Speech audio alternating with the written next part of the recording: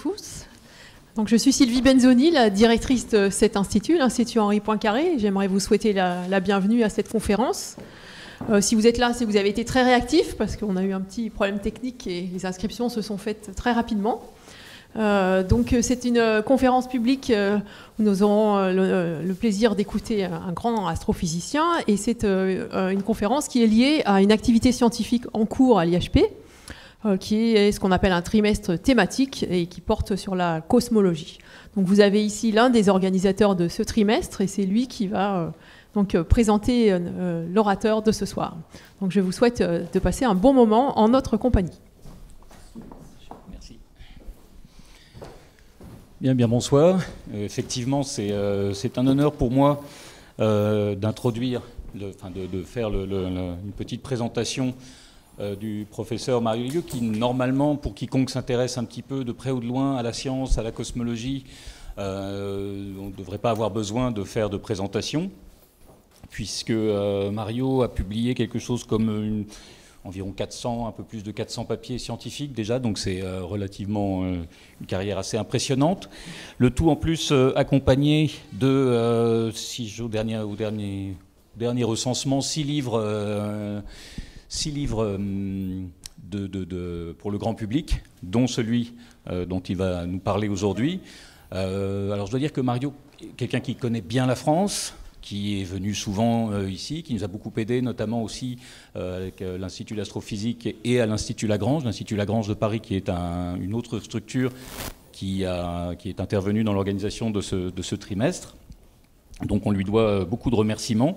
C'est quelqu'un, donc, comme je disais, de très connu, qui est membre de l'Association américaine pour l'avancement des sciences, qui a donc toute une certaine philosophie sous-jacente, qui est très importante, il me semble.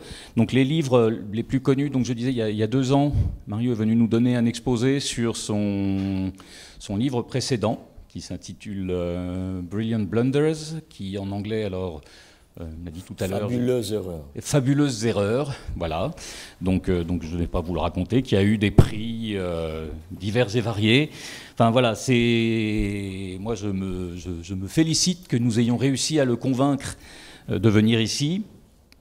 Et alors, non seulement je m'en félicite, mais vous devriez aussi vous en féliciter, car il nous fait un grand honneur aujourd'hui.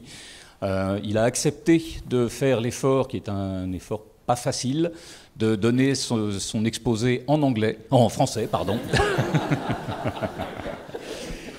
Et donc voilà, je pense que je vais pouvoir m'arrêter là, sauf je préfère lui donner la parole, ce sera beaucoup plus intéressant. Voilà, merci. Merci beaucoup à vous. J'ai accepté de donner cette conférence en français, même que je suis déjà de 30 années aux États-Unis et ma français a complètement détérioré. Alors, je crois que par le linguistique, ça sera une catastrophe. Mais j'espère que le sujet va être clair. Et aussi, si je manque ici un mot, ici ou là, je demande à Patrick, peut-être il peut être traduit. Bon, ce n'est pas de Dieu. Cette conférence n'est pas de Dieu, c'est des mathématiques. Et pourquoi les mathématiques, ils ont la force qu'il a. Je commence avec 2 phrases ici, une de Albert Einstein et une de Eugene Wigner, prix Nobel. Et Einstein a dit comment se fait-il que les mathématiques, produits d'une pensée humaine indépendante de l'expérience, décrivent si bien la réalité physique? Et Eugene Wigner, prix Nobel en physique, a dit que la langue des mathématiques soit si appropriée à exprimer les lois de la physique est un miracle et un merveilleux cadeau que nous ne comprenons ni ne méritons. Qu'est-ce qu'il veut dire de ça? Je vous donne un exemple. était cet astronome, Johannes Kepler, qui, 401 avant, il a fait des observations de planètes. Et les observations étaient très, très précises pour le temps, mais pas si précises pour aujourd'hui. L'erreur était 4%, quelque chose comme ça. Pourtant, de cette observation un peu maigre, Isaac Newton a réussi de formuler sa loi de gravitation universelle, une loi très mathématique qui dit que chaque deux masses qui attractent comme ça, blablabla. Et cette loi, déjà dans les années 50, on a montré que c'est plus précise qu'une partie par million. Comment c'est possible que des observations pas si précises, la loi est si mathématiquement précise? Ce n'est pas seulement ça.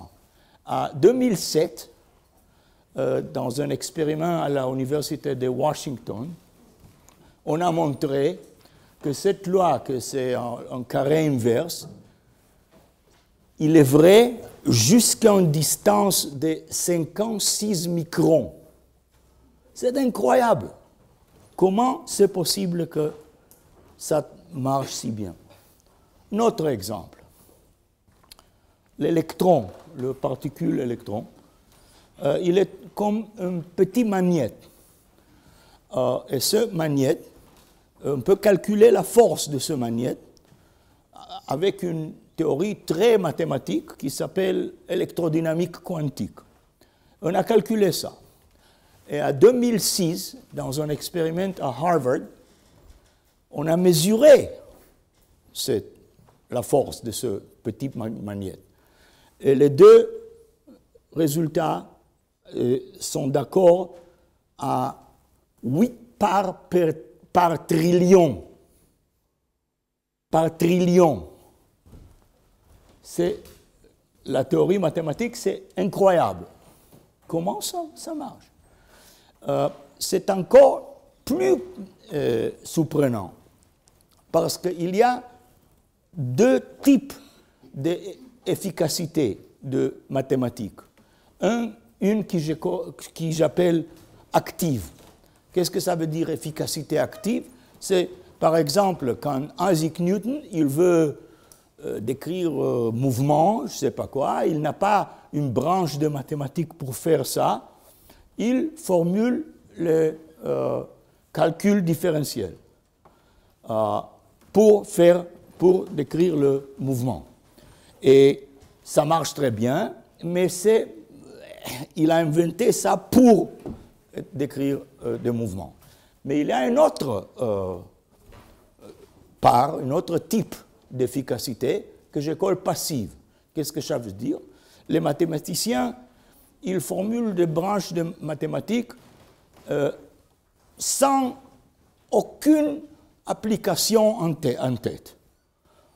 En fait, ils sont fiers qu'il n'y a pas d'application, parce que c'est ça que les mathématiciens ils aiment de faire.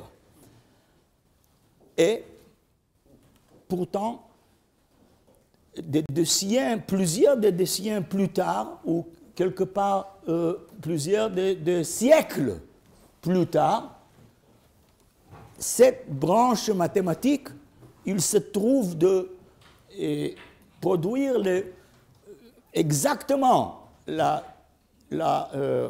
qu'est-ce qu'on doit, les physiciens a besoin de. C'est incroyable. Voilà un exemple.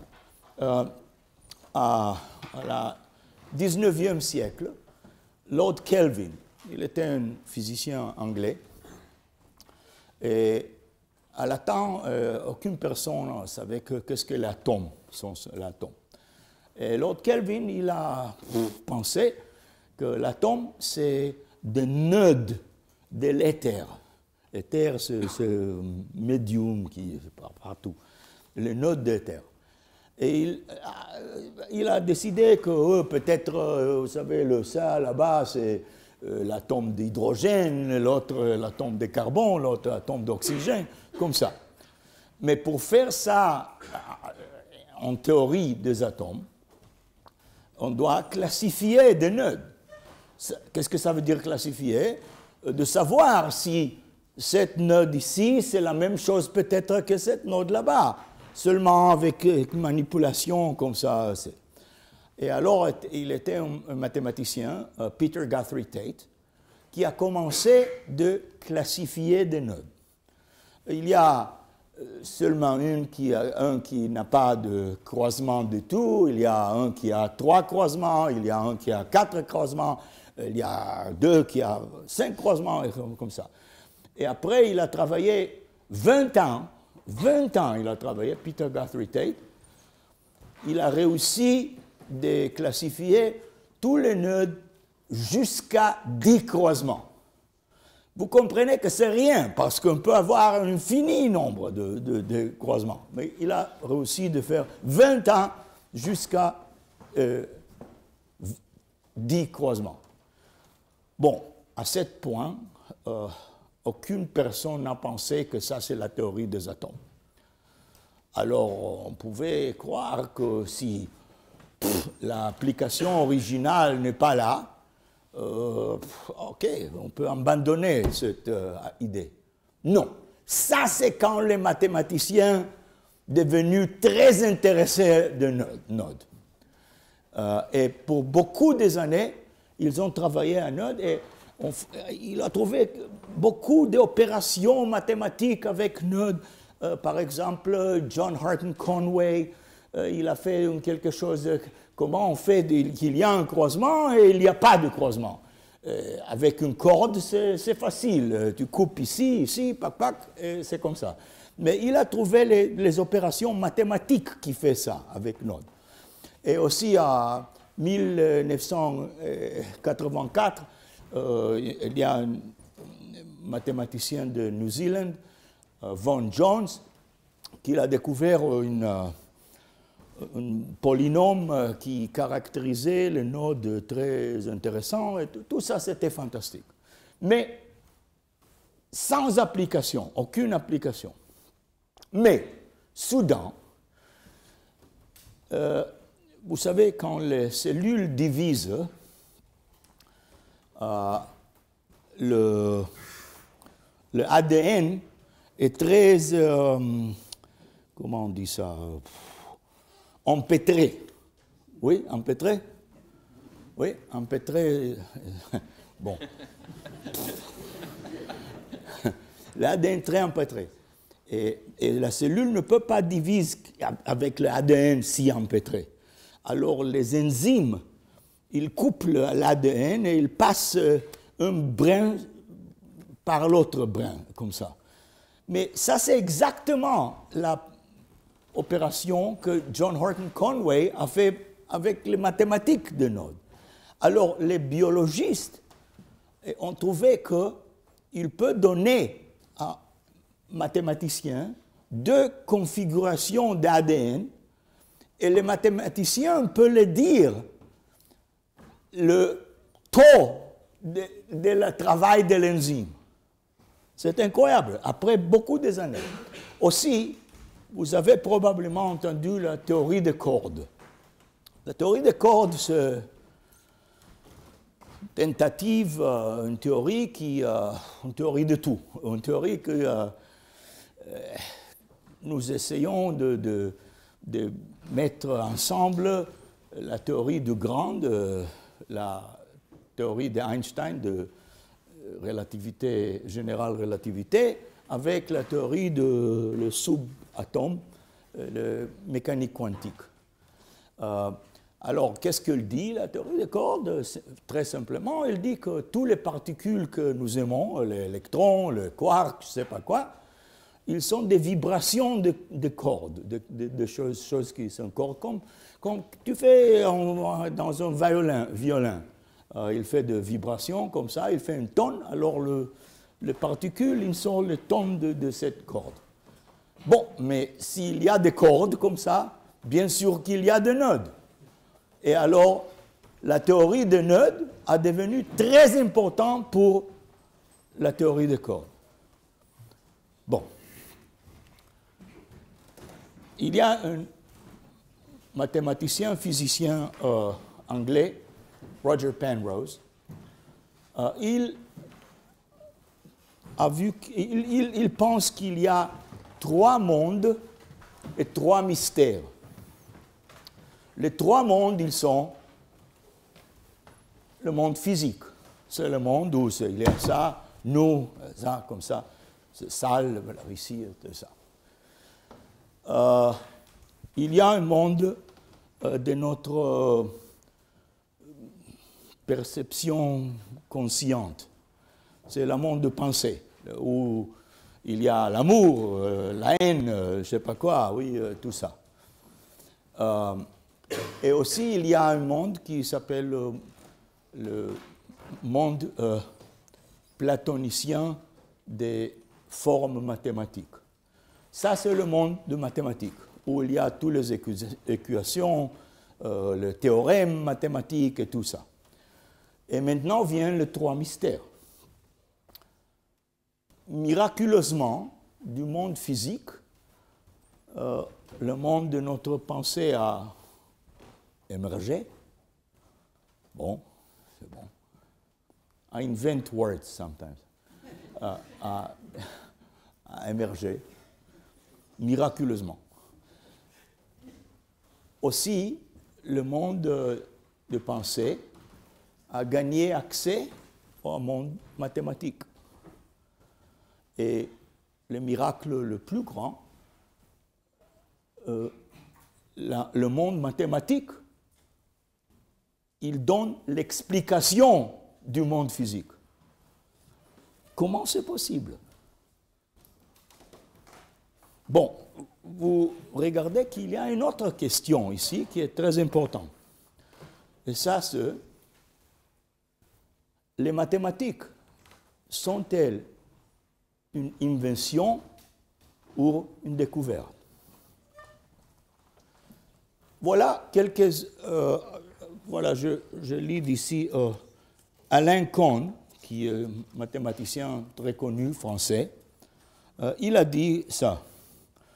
Pour moi, la suite des nombres premières, par exemple, a une réalité bien plus stable que la réalité matérielle qui nous entoure. On peut comparer le mathématicien au travail à un explorateur à la découverte du monde. Alors, pour Alain Kohn, les mathématiques sont une découverte. Et les mathématiciens anglais G.H. Hardy, ils pensent la même chose. Mais il y a des autres. Kastner et Newman, par exemple, ici, il dit non, les mathématiques, ils sont le travail des hommes et femmes.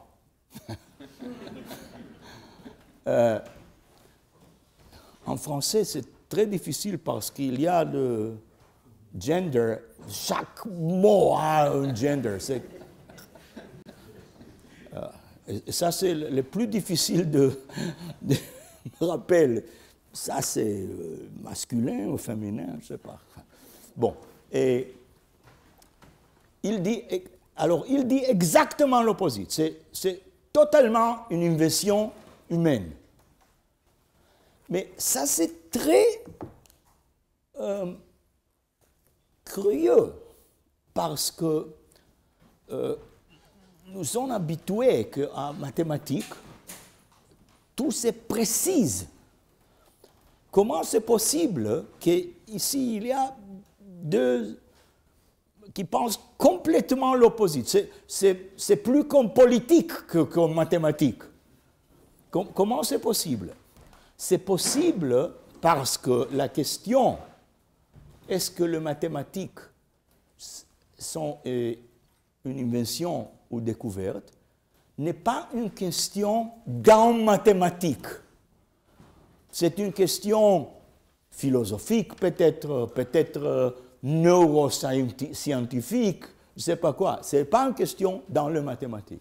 Bon, on retourne à ça un peu plus tard. comment nous sommes à ce point ici? Alors, une très brève histoire de notre pensée des mathématiques. Platon. Platon, peut-être vous rappelez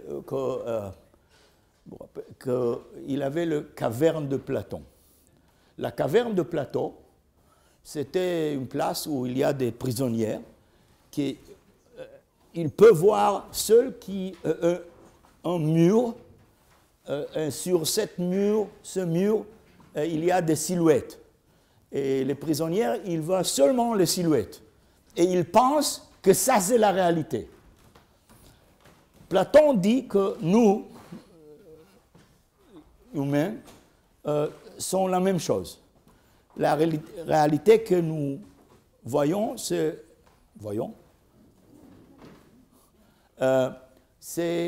seulement comme des silhouettes, ce n'est pas le vrai monde. Par exemple, quand je dessine un cercle sur papier, ça, ce n'est pas le vrai cercle. Le vrai cercle, c'est dans ce monde des platoniciens formes mathématiques. Ça, c'est seulement une approximation de ce cercle. En fait, ça, ici, c'est dans l'agora ancienne à Athènes, où Platon, il a marché là-bas comme ça. J'étais là-bas dans un jour, c'était très très chaud, mais c'était fantastique de marcher à la même place où Platon a marché. Bon, après Platon, il y a Archimède. Archimède, le plus grand mathématicien du monde ancien. Peut-être le plus grand mathématicien, point. Il a fait beaucoup de choses dans la mathématique et aussi beaucoup d'applications de mathématiques à problèmes. Par exemple, il était dans sa ville de Syracuse. Les Romains ont fait un siège de sa ville et il a construit beaucoup de machines de guerre pour combattre les Romains. Il y a une histoire qu'il a utilisé des miroirs pour enflammer les bateaux, les vaisseaux romains. Bon, avant 10 ans ou quelque chose comme ça, des étudiants à MIT, on a essayé ça, on a plus que 100 miroirs comme ça, et on a fait un modèle d'un bateau romain, et on l'a brûlé. Alors, ça c'est très joli, mais pour moi, ça dit que c'est seulement une légende. Pourquoi? La distance entre le miroir et le modèle de bateau était 10 mètres. Alors, vous imaginez que les bateaux romains, ils viennent ici à 10 mètres, Archimède, il met ce miroir comme ça. C'est fou. Alors, c'est très joli qu'on peut faire ça, mais je crois que l'histoire, c'est une légende. Bon. Et après, il vient Galiléo. Et Galiléo, c'est vraiment remarquable parce que il dit quelque chose que c'est incroyable. Il écrit comme ça. La philosophie, pour lui, c'est la science. Oui. La philosophie est écrite dans ce très grand livre que se trouve continuellement ouvert devant nos yeux. Je veux parler de l'univers. Mais il ne peut se comprendre si auparavant on n'a pas appris à comprendre la langue et à discerner les caractères dans lesquels il est écrit. Et maintenant il dit, il est écrit en langue mathématique. Et les caractères en sont des triangles, des cercles et d'autres figures géométriques, sans les moyens desquels il est impossible d'en comprendre humainement aucune parole. Sans eux, on erre vainement dans un labyrinthe obscur. Alors, Galiléo, il dit, le monde s'est écrit dans la langue mathématique. Et vous savez, il dit ça même qu'à son temps, il n'y a pas de loi de physique. Il a écrit la première loi. Mais il a pensé que l'univers s'est écrit dans la langue mathématique. Bon, après c'est René Descartes. René Descartes a fait beaucoup des erreurs en physique. Beaucoup. Trop beaucoup des erreurs en physique. Mais en mathématiques, il a fait quelque chose de merveilleux. Et je démontre ça avec ces cartes de New York City, de New York. Si je suis à la coin de 34 rue et le, je sais pas, 8e boulevard, et je dois rencontrer quelqu'un à la coin de 59 et 5e boulevard, c'est très facile. Je compte les rues, je compte l'avenue, je suis là. Ça, c'est le travail de Descartes. Il a fait avec 2 axes, comme ça, on peut mettre là tous les nombres, et pas seulement ça. Il a transformé la géométrie dans une algèbre, si tu veux. Et aussi, on peut faire des fonctions et tout ça avec ça. Alors, fantastique. Et finalement, Newton. Et Newton, dans un livre, il a unifié des phénomènes si différents comme les marées, le mouvement des planètes, le pomme qui tombe sur la tête de peuple qui s'appelle Newton, et comme ça. Incroyable. Et après Newton, les mathématiciens croyaient qu'avec le mathématique, nous pouvons expliquer tous. Et spécialement, la géométrie d'Euclide a devenu quelque chose comme une religion. L'espace, tous les mathématiciens croient que l'espace doit être euclidien. Il n'y a pas une autre possibilité.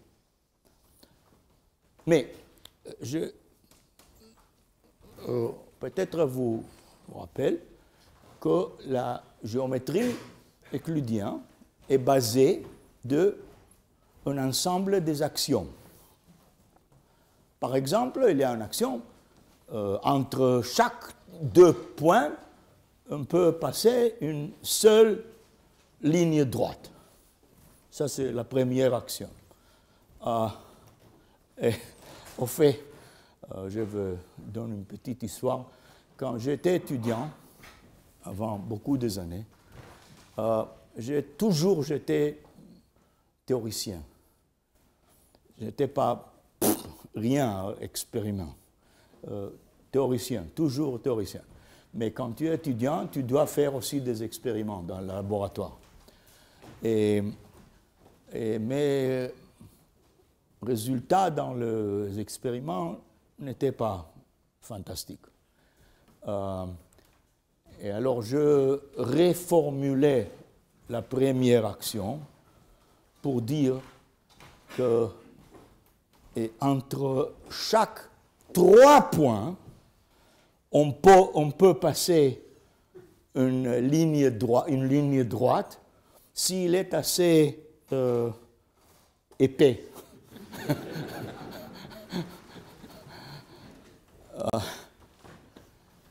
Bon, et la 5e axiome d'Euclide est que si tu as une ligne droite, un point, on peut passer une seule ligne parallèle qui passe à travers ce point. Et Euclide lui-même n'aimait pas cette action. Il a écrit 22, 23 théorèmes sans utiliser cette action. Et beaucoup de mathématiciens ont essayé de preuve qu'on peut prouver l'action, la cinquième action de l'autre action, mais ça n'a pas réussi. Bon, à la commencement du 19e siècle, 3 mathématiciens, Carl Friedrich Gauss en Allemagne, Nikolai Lobachevsky en Russie et János Bolyai en Hongrie, on a montré qu'on peut formuler autre géométrie où l'axiome de parallèle n'est pas vrai. Qu'est-ce que ça veut dire n'est pas vrai? Qu'il y a des géométries qu'il n'y a aucune parallèle et il y a des géométries qu'il y a plus qu'un parallèle. Par exemple, géométries qui ne sont pas sur un plan comme ça, mais sur une sphère ou quelque chose comme ça. Et Bernard Riemann, il a généralisé tout ça. Mais ça, c'était un vrai choc, parce que ça disait que peut-être les mathématiques, ils ne sont pas quelque chose qui est toujours vrai. C'est comme un jeu. Tu me donnes un ensemble des axiomes, j'ai une géométrie. Tu me donnes un autre ensemble des axiomes, c'est une autre géométrie, mais aussi bien. C'est comme nous jouons échec. Je te donne les règles d'échec et nous jouons échec. J'échange les règles, on joue un autre jeu. Mais c'est OK, oui. Alors, c'était contre le platonisme qui a dit « Ah, c'est tout ça dans ce monde platonicien, vous savez, qui décrit tout ça. Hein? » C'était une autre école qui s'appelle le formalisme, qui dit « Non, non, donne-moi l'ensemble d'axiomes et ça produit une mathématique. Un autre ensemble, une autre mathématique, mais aussi bien. » Bon, à ce moment, cet homme là-bas, Gottlob Frege, il a dit non, non, non, non, non, non, non, non, stop. Tous les mathématiques, il vient de l'axiome de logique, il a dit. Qu'est-ce que ça veut dire, axiome de logique? Par exemple, si je vous dis, c'est ou la fille de millionnaire, ou le maître d'hôtel qui l'a tué, le millionnaire, et après je vous dis, la fille ne l'a pas tué, alors ça doit être le maître d'hôtel. Ça, c'est une axiome de logique. Si c'était seulement ou ça, et ce n'est pas ça, alors c'est ça. Oui? Frege pensait qu'il peut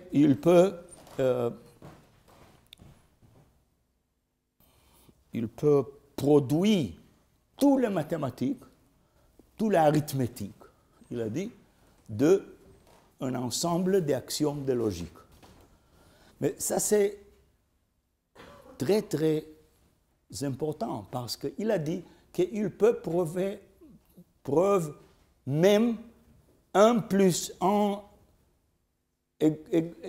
égale à 2 de l'axiome de logique. Et tout cet écrit ici compliqué, c'est du livre de Bertrand Russell et Alfred North Whitehead. C'est le fin de la preuve que 1 plus 1 c'est égal à 2. Alors, vous pouvez me dire, bah, je n'ai pas besoin de tout ça pour prouver que 1 plus 1 égale à 2. C'est vrai, mais c'est fantastique qu'on peut prouver ça. Bon, alors, Gottlieb Frege, il a écrit un très grand livre, et ce livre était prêt d'aller à presse, où il a croyait qu'il a prouvé qu'on peut toute l'arithmétique dériver de l'axiome de logique. Mais, à ce point, il a reçu une lettre de Bertrand Russell. Vous savez, la logique et la théorie des ensembles, il a une relation très intime. Un très simple exemple. Je peux dire, par exemple, que l'ensemble de tous les chevaux est un sous-ensemble de l'ensemble de tous les animaux à 4 pattes. Oui, mais la même chose, je peux dire dans logique. Je peux dire, si X est un cheval, alors X est un animal à 4 pattes. Bon, mais je dis, quand le livre était prêt pour la presse, il a reçu une lettre catastrophique de Bertrand Russell. Et la lettre était si mal que même cette personne là-bas a été choquée. Bon, je peux expliquer le problème avec un signe que cette barbier là-bas a dans sa boutique. Et le signe dit, je rase tout et seulement ces hommes dans le village qui ne se rasent pas eux-mêmes. Bon, ça c'est logique, parfait, non? Tous les hommes qui se rasent eux-mêmes, ils n'ont pas besoin de service de la barbier et ils rasent tous les autres. Oui? Bon, mais la question est, qui rase le barbier? Si le barbier, il se rase lui-même, alors il est un de ceux qui se rasent eux-mêmes, et alors il ne rase pas lui-même. S'il ne rase pas lui-même, alors il est un de ceux qui ne se rase pas, et alors il rase le barbier. Bon, la lettre que Russell a écrite n'était pas exactement avec le barbier. Le barbier était si choqué qu'il a fermé la boutique. Non, mais Frege était vraiment choqué. Il a dit que ça c'est une catastrophe quand il a reçu cette lettre de Russell. Mais vous savez, ces paradoxes, actuellement, il y a une solution pour les paradoxes. Par exemple, le barbier peut être une femme, ou le barbier peut être de notre village. Alors, il y a des solutions, mais comme ça, c'est un paradoxe. Bon. Mais, vous savez, après ça, il paraît que le formalisme a gagné, parce que c'est tout un jeu. Tu me donnes un ensemble d'actions, j'ai fait une mathématique, tu me donnes un autre ensemble d'actions, je fais une autre mathématique, et c'est ça. Alors le formalisme a gagné, on peut faire une parade, je ne sais pas. Mais non, à ce point, cet homme là-bas, Kurt Gödel,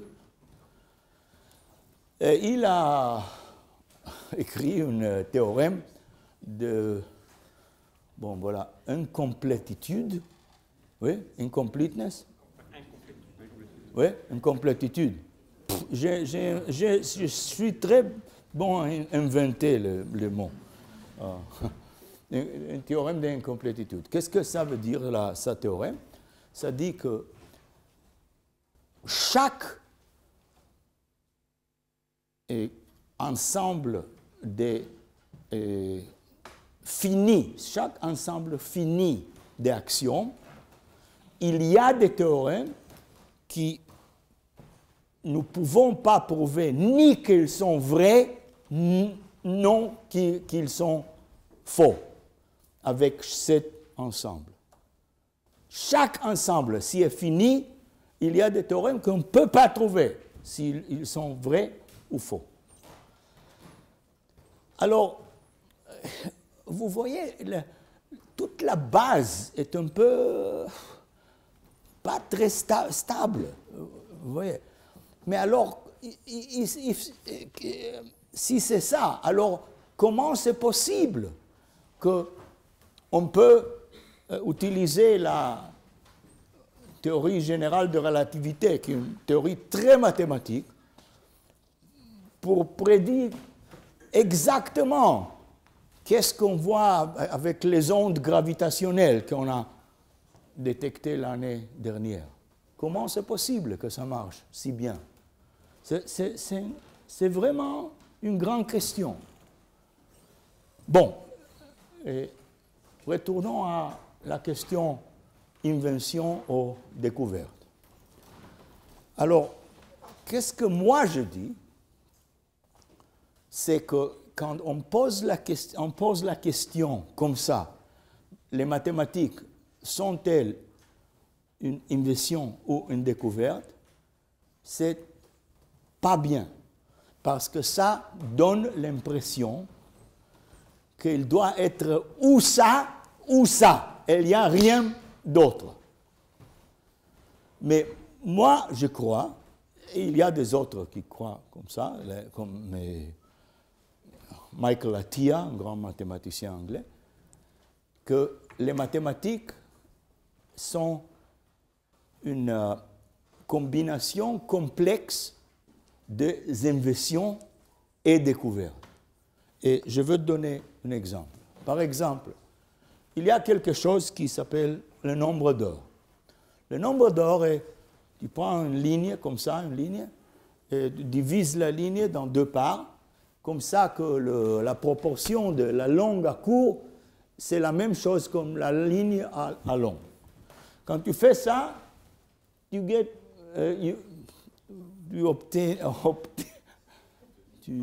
obtenais le nombre 1.6 ou 1.8. Oui, et comme ça. Ça, c'est le nombre d'or. Bon, ça, c'est une invention. Parce qu'on peut diviser une ligne dans un infini nombre de choses. Le fait que nous appelons ça le nombre d'or, c'est pour que nous en décidons. Par exemple, les mathématiciens chinois n'ont pas ce concept. Bon, il y a un autre concept, la série Fibonacci. La série Fibonacci, c'est les nombres 1, 1, 2, 3, 5, comme ça. Chaque nombre, à partir de le troisième, est la somme des deux avant. 3, c'est 2 plus 1, 5, c'est 3 plus 2, 8, c'est 5 plus 3, et comme ça. Oui? Bon, ça, série, c'est encore une invention, parce que je peux faire un infini nombre de séries. Oui, mais maintenant, on fait la proportion 144 divise par 89. Ça donne cet nombre ici. 233 à 144, ça. Si tu fais la proportion et tu vas assez loin, le nombre vient plus et plus proche à nombre d'or. Ça, c'est une découverte. Nous n'avons aucun choix de ça. On a inventé le nombre d'or, on a inventé la série Fibonacci, Mais que la série fait ça, c'est une découverte, on ne peut pas faire rien. Ça ne dépend pas de nous. Bon. Est-ce que notre mathématiques, ou nos mathématiques, sont inévitables? Par exemple, vous pouvez croire que les nombres naturels, 1, 2, 3, 4, 1, ils sont évitables, que chaque intelligente créature, n'importe où, elle ou il doit faire le nombre. Pas si vite. Imagine que le seul créature intelligente, c'est une méduse au fond de la mer. Tout ce que cette méduse sent, c'est la température de l'eau, le mouvement de l'eau, la pression de l'eau. Est-ce qu'elle va inventer le nombre naturel? Je ne sais pas, il n'y a rien de compté. Pourquoi? Alors, même les choses les plus naturelles, le nombre naturel, je ne suis pas sûr qu'ils sont inévitables. Bon. Qu'est-ce qu'on peut dire de cette déraisonnable efficacité des mathématiques pour expliquer du monde? Bon, on regarde un très simple exemple. J'ai un vase et j'ai des cailloux. Bon, cailloux. Cailloux. Et je prends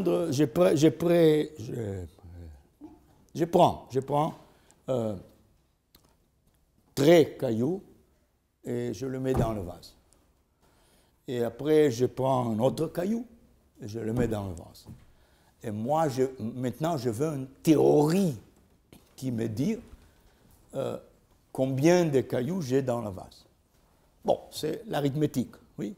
3 plus 1 égale 4, oui. Très, très simple. Bon, mais maintenant, on fait un autre expériment, voilà. Je prends ça, si je peux l'ouvrir. Bon.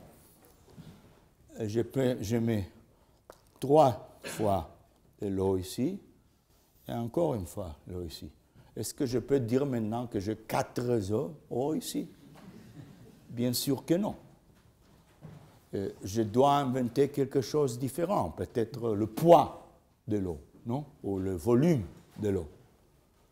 Ça veut dire que quand nous utilisons les mathématiques pour expliquer un phénomène, nous utilisons les mathématiques dans un mode arbitraire. On pense un peu quelle forme de mathématiques pour utiliser pour que ça marche. Oui? Et alors, ça explique un peu l'efficacité des mathématiques.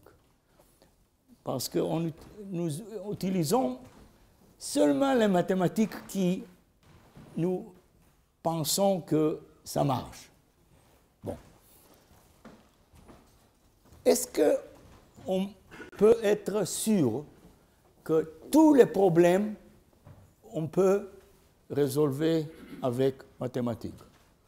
Par exemple, je peux demander, est-ce que nous pouvons prévoir le temps exactement à un niveau que nous savons que chaque atome dans l'atmosphère, il fait? On peut croire, pourquoi pas, en principe. Si nous avons un ordinateur énorme et nous mis dedans là-bas la position et vitesse de chaque atome.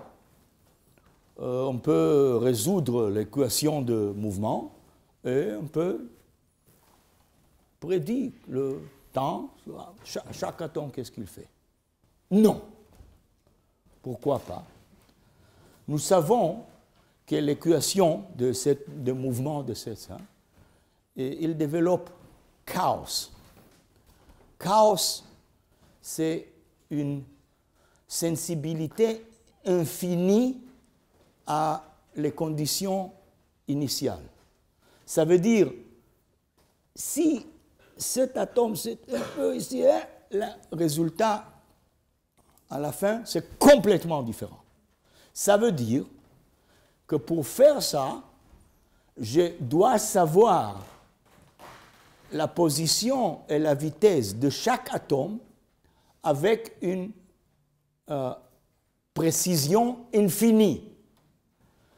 Mais la mécanique quantique nous dit, par le principe de Heisenberg de incertitude, qu'on ne peut pas savoir même la position et la vitesse d'un seul atome avec une précision infinie.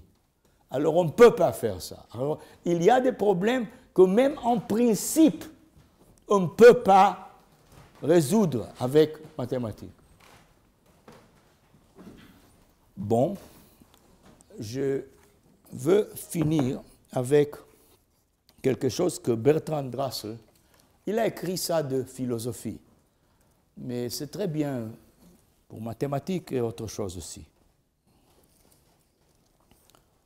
Il dit comme ça: la philosophie doit être étudiée non pour obtenir des réponses précises à ces questions,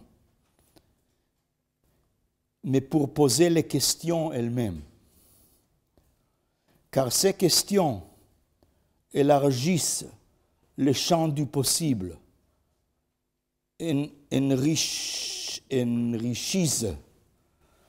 notre imagination et réduisent l'assurance dogmatique qui ferme l'esprit à la spéculation. Et par-dessus tout, parce que l'esprit s'est grandi à prendre la mesure par la philosophie de la grandeur de l'univers, au point de pouvoir s'unir avec lui, ce qui est le souverain bien. Merci beaucoup.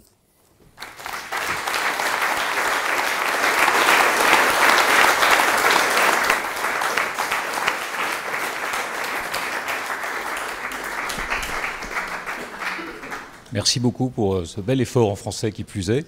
Bon, tout ça ne nous dit pas finalement si Dieu est un mathématicien, mais j'imagine que nous avons d'autres questions que celle du titre du livre. La parole est à vous. Si je ne comprends pas la question, alors peut-être traduire.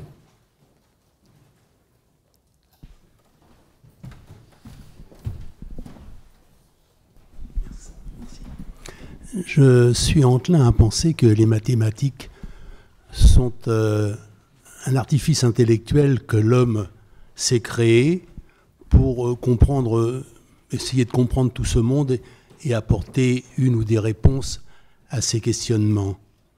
Et je pense que, de par la logique dont elle l'amène dans l'autosatisfaction, je pense que s'il prétendait connaître les lois de ce monde, il serait capable de le créer. Or, il ne peut que continuer à s'interroger.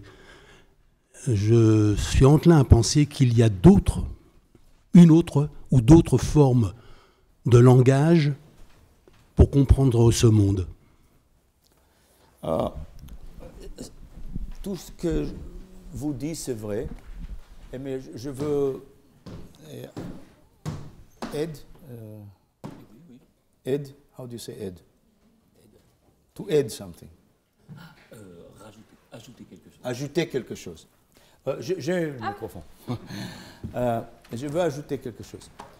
On peut demander pourquoi, vous savez, le mathématique que nous avons maintenant, c'est le mathématique qui, l'origine vient de les Babyloniens et Grecs anciens. Et c'est une mathématique qui s'est basée de lois de nombres et géométrie. On peut demander si ça c'est le seul mathématique qu'on peut faire. Et pourquoi on a fait cette mathématique de lois de nombres et de géométrie. Et je crois, je ne suis pas sûr, mais je crois que ça a beaucoup de faire avec le fait que la mode que nous perçoit le monde et a quelque chose de faire avec comme nous voyons.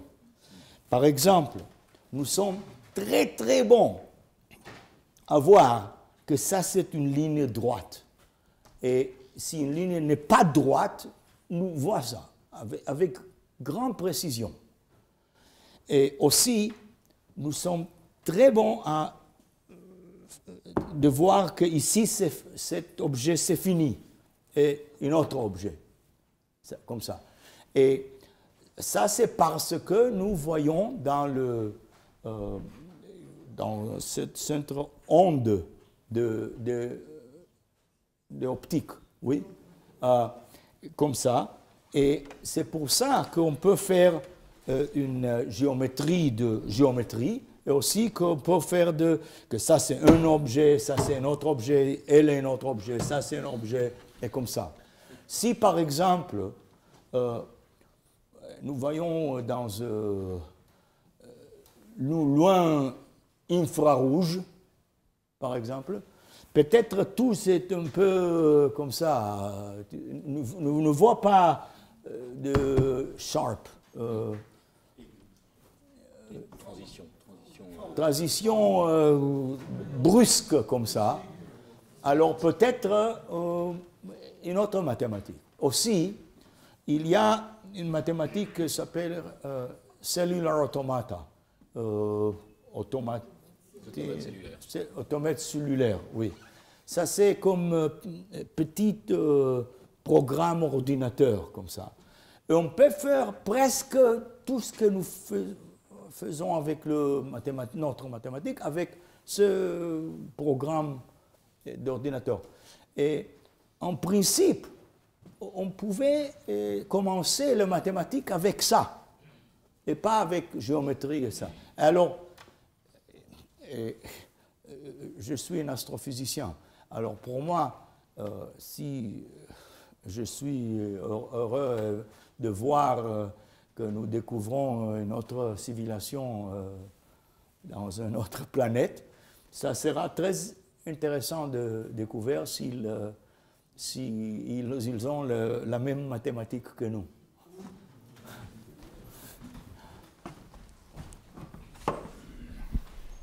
Merci. J'ai cru comprendre que les mathématiques chinoises avaient quelques différences, enfin au moins au départ en fait. Est-ce que ça a produit quoi? Dans quelle direction? Comment ça se recoupe avec tout ce champ que vous évoquez là? Les mathématiques chinoises ressemblent les mathématiques grecques beaucoup, mais pas dans chaque détail.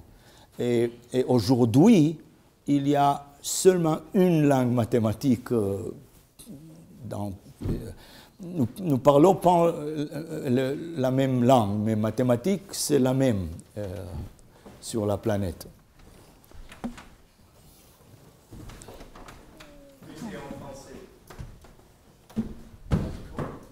J'ai une histoire à raconter au sujet des mathématiciens qui veulent construire un ordinateur qui connaisse tout, les mathématiques complètement. Alors, ils construisent une machine, et puis après la machine est construite, les mathématiciens demandent à la machine, est-ce que c'est vrai que Monsieur Machine, Madame Machine, oui, que vous connaissez absolument tout dans les mathématiques. La machine dit, oui, bien sûr, je connais tout. Alors les mathématiciens, ils prennent un problème de Riemann conjecture qu'ils n'ont jamais pu prouver. Puis alors, est-ce que vous savez prouver la conjecture de Riemann? La machine répond, bien sûr, je connais tout. Les mathématiciens disent alors, dites-nous comment faire.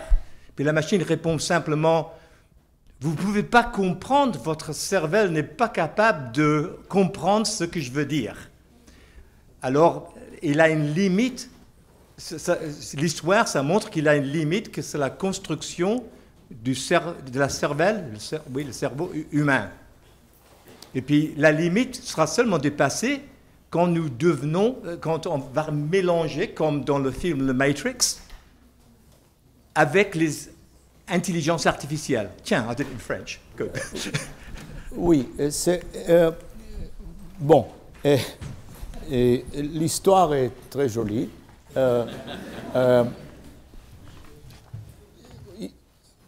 C'est vrai que nous ne savons pas comment. Il y a le Goldbach conjecture. Il y a beaucoup de conjectures que nous ne savons pas comment de prouver.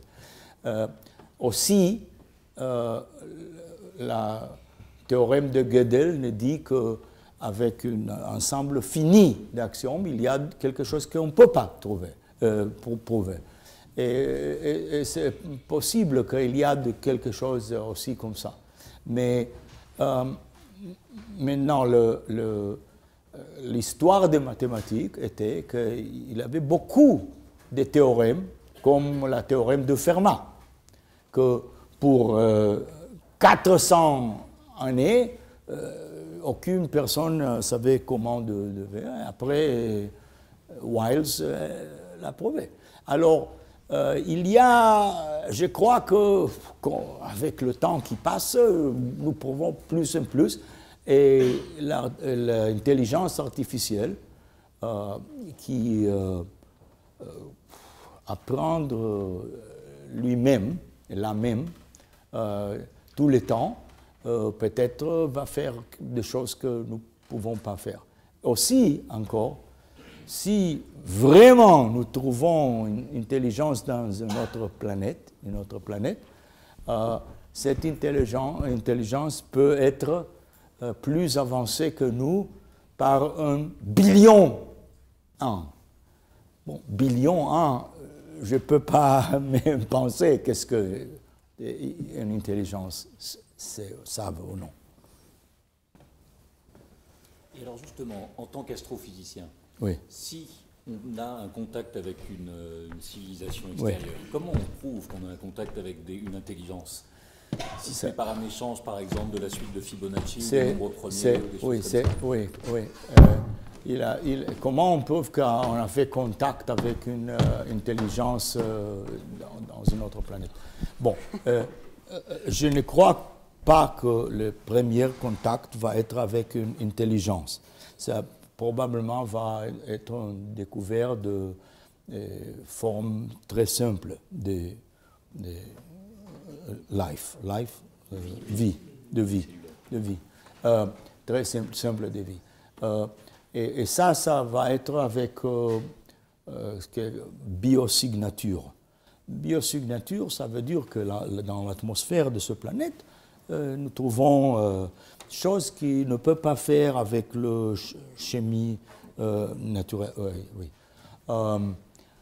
Chimie naturelle.